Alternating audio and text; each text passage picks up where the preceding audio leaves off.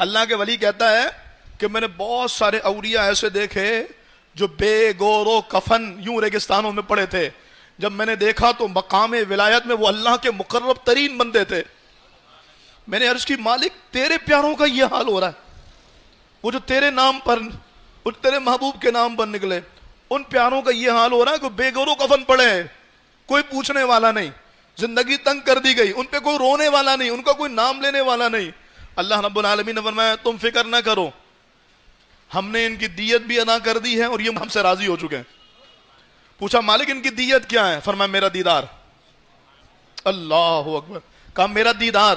کہا ان بندوں کو جو بے رو گورو کفن یوں پڑے ہیں, اگر تم چاہو تو ان کو ہم زندہ کر دیتے. تم پوچھو کہ اے اللہ والو کیا بے بسی ہے, اے اللہ والو کیسے سارے راہ پڑے ہو, اے اللہ والو کوئی پرسان حال نہیں, تمہیں کفن بھی نہیں ملا, تمہیں زمین بھی نہیں ملی, تمہارے نام پر جنازہ پڑھنے بھی کوئی نہیں آیا. توجہ کیجئے گا, آج سے صدیوں پہلے ہمارے بزرگوں نے یہ واقعات کی دعویٰ بیان کیے. تم ان سے پوچھ لو کہ تم اس حال میں کتنے پریشان ہو, تو ان میں سے تم کسی ایک کو بھی نہیں پاؤ گے جو یہ کہیں گے کہ ہم اپنے رب سے ناراض ہیں. کسی ایک کو بھی نہیں پاؤ گے جو یہ کہیں گے کہ ہم اپنے رب کے اس فیصلے پر راضی نہیں ہیں, بلکہ تم دیکھو گے کہ وہ یہ کہیں گے کہ اے اللہ والے رب سے کہو نا دوبارہ سے ایسی موت عطا فرما دے.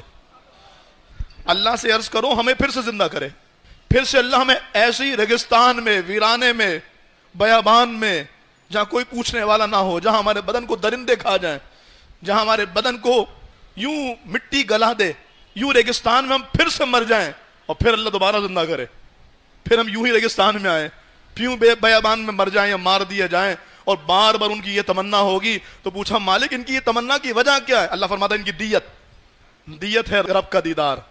کہ ان کو جو شربت دیدار ہم نے پلایا ہے نا, اس کے بعد ان کے سامنے دنیا کی کوئی تکلیف اور موت کا یہ معاملہ اور ان کے بے گور و کفن لاشیں ان کے اوپر کوئی فرق نہیں ڈالتے.